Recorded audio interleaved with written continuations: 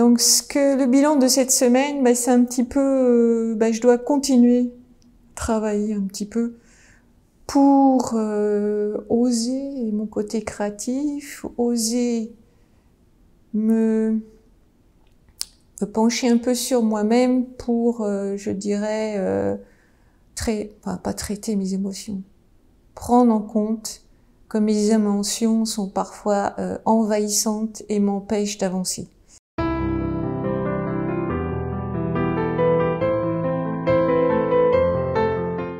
Je suis Laurence Joly, j'habite Angers depuis un certain temps, 30 ans à peu près.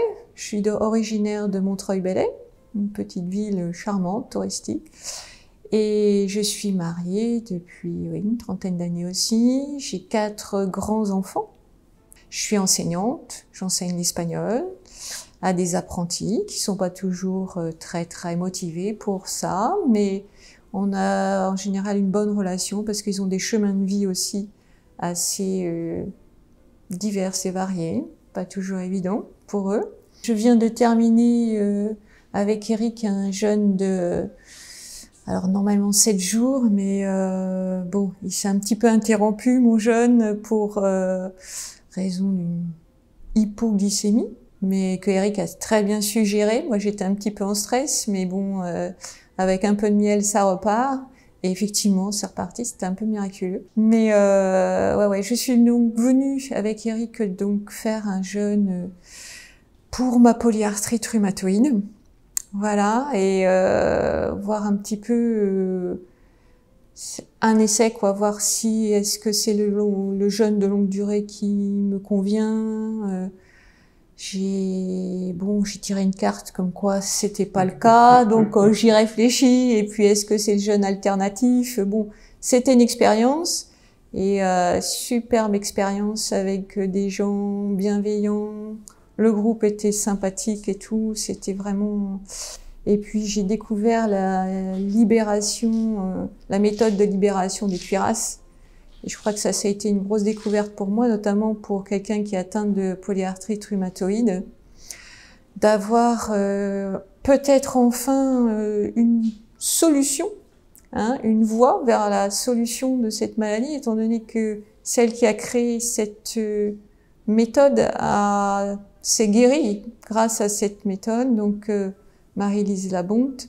Donc franchement, donc Heidi nous a montré pendant cette semaine, nous a donné 5-6 séances, j'ai bénéficié de ses massages aussi et j'avoue que j'ai beaucoup plus d'énergie qu'en arrivant, même en ayant mangé très peu là, avec une petite reprise alimentaire anticipée, mais j'avoue que j'ai même en dormant très peu, j'ai dormi très peu pendant le jeûne, j'ai eu des nuits très agitées et c'est vrai que ça c'est bien d'être en groupe parce que sinon on se demande vraiment ce qui se passe.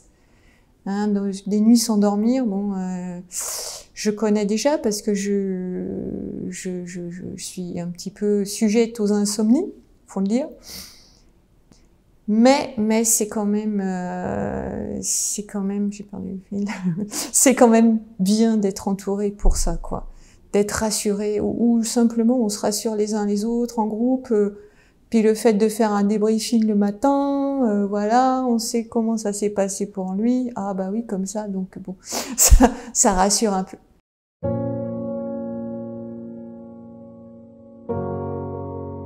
À mes 40 ans, j'ai pas eu un super cadeau. Ça a été l'annonce d'un premier cancer du sein gauche.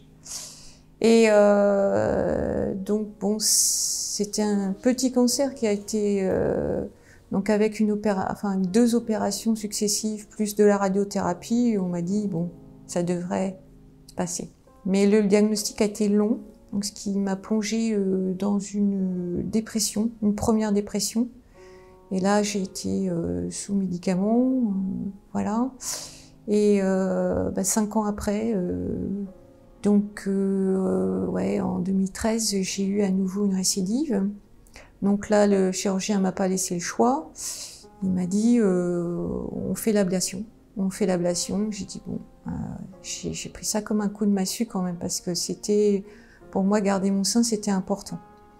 Bon, alors il m'a proposé deux choix, soit une prothèse et soit la reconstruction par lambeau dorsal. J'ai choisi la deuxième puisque c'était mon corps, de mon corps à mon corps. Bon, je trouvais ça moins invasif qu'une prothèse. Et on était aussi dans plein le scandale des prothèses PIP, etc. Donc effectivement, j'ai éliminé cette solution qu'ils m'avaient proposée.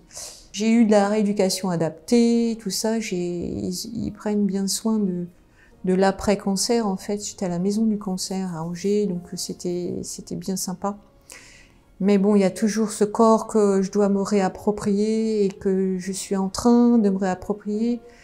Mais bon, je l'avais un peu oublié et c'est vrai qu'en 2018, au départ de mes enfants, eh bien, j'ai refait une grosse dépression qui a fait que j'étais comme une loque. Je n'avais plus goût à rien du tout, puisque c'est-à-dire que le centre de ma vie tombait, c'est-à-dire mes enfants. Et donc, eh bien, j'ai opté donc pour une clinique de santé mentale. Ça n'a pas été simple aussi d'admettre d'y aller, mais elle m'a réveillé un peu cette clinique. Bon, j'étais avec des gens très sympas aussi et bon, avec des parcours de vie très accidentés et tout. Et voilà quoi, ça m'a donné du punch. J'ai découvert l'art-thérapie. J'ai découvert beaucoup la sophrologie, la méditation et tout ça. Et ça a fait beaucoup de bien à moi-même. Et je me suis fait beaucoup de bien et j'ai voulu continuer. Et bon, j'ai des problèmes dans mon couple, voilà, et ça n'a pas été simple non plus. Donc là, voilà. Donc je prends des semaines comme ça pour moi toute seule, pour me redonner d'énergie, régénérer. Je sais pas, c'est à ce point-là, mais bon. C'est énergie. Le mot, c'est énergie que je veux.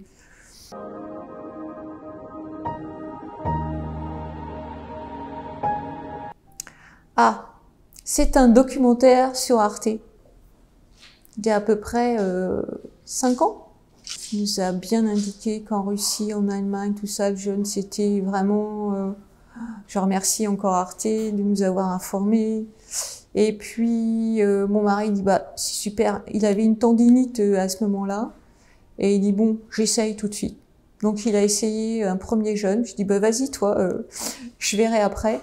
Et je venais d'avoir l'annonce de ma polyarthrite et on n'avait pas posé encore le diagnostic n'était pas encore ferme et définitif. Donc, je n'avais pas de traitement. Donc je dis écoute, essaye et puis après moi je verrai comment tu te comportes, enfin comment ça va pour toi. Et c'était le jeune Bushinger qu'on a commencé et donc il en a fait un petit de 4-5 jours. Bon, il dit ça va. Et donc après on en a fait un ensemble. Et c'est vrai que là j'ai vu quand même une nette amélioration, je n'avais plus mal ou presque plus parce que j'étais arrivée à un point que j'arrivais difficilement à descendre les escaliers. Et à la fin du jeûne, j'avoue que je descendais les escaliers, je prenais moins de médicaments parce que j'étais sous anti-inflammatoire. Et voilà quoi, c'était quand même une réussite. Par le biais d'une conférence, et je me suis inscrite à sa newsletter et j'ai toujours été informée. Je me suis dit, je ferai un jeûne avec Eric quand je pourrai, que voilà, j'aurai bon un peu plus d'argent, etc. Et donc là, je me suis dit, on y va. Donc voilà, j'ai bloqué une semaine et comme on est en confinement, donc ça m'a permis de me libérer un peu plus tôt et de pouvoir faire ce jeûne.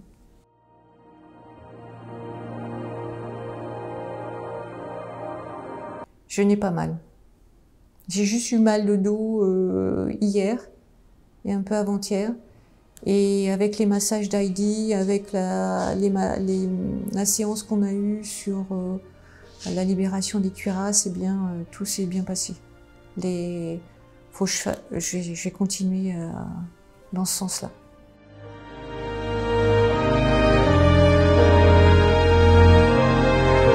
C'est une bonne question. Il y a beaucoup de choses qui se présentent à moi.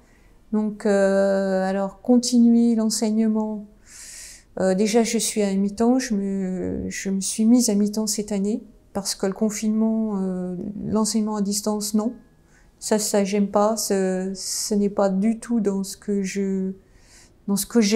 Moi, ce que j'aime, c'est le contact avec les gens, leur parler, prendre des nouvelles ou en recevoir, etc. La communication, moi, j'aime bien. Et puis, peut-être, effectivement, pour retrouver un peu de joie que j'ai perdue, parce que je suis souvent submergée par mes émotions et souvent triste. Et effectivement, cette tristesse m'emmène souvent en dépression. Et ça, je pense que bon, là, tout est devant moi. Je n'ai pas encore trouvé le chemin qui va m'emmener vers cette joie ou me redonner cette joie, parce que je l'ai eue, cette joie. J'étais une petite fille très joyeuse, etc. Donc j'ai certainement, j'avais déjà eu un contact avec mon enfant intérieur. Et comme Heidi me l'a suggéré en voyant mon ventre, etc., on a fait plein de place pour cet enfant intérieur que je suis prête à accueillir et que je vais m'en occuper, j'en suis sûre.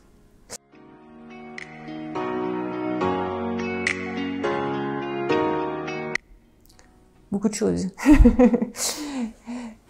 Heidi est une personne formidable dans le sens où on a eu des grossesses, toutes les deux, pas mal, et on a ce point commun qu'on donne et qu'on a envie de faire plaisir. Elle a ses mains, ses doigts de fée.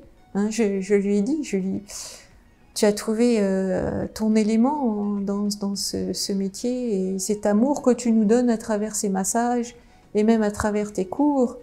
Eh bien, ça rejaillit sur les personnes et c'est vraiment formidable. Ça nous donne de l'énergie. Moi, ces massages, j'oubliais tout et j'étais remplie d'énergie après. Et c'est vrai que là, je m'épate parce que moi, quand je dors pas à la maison, je suis pas en forme, quoi. Là, j'ai dormi très peu, 2 heures par nuit, et j'ai l'impression d'avoir beaucoup d'énergie, même si ma tension est basse, hein, je dois l'avouer. Merci à toi, Eric. Merci à toi et puis à votre équipe.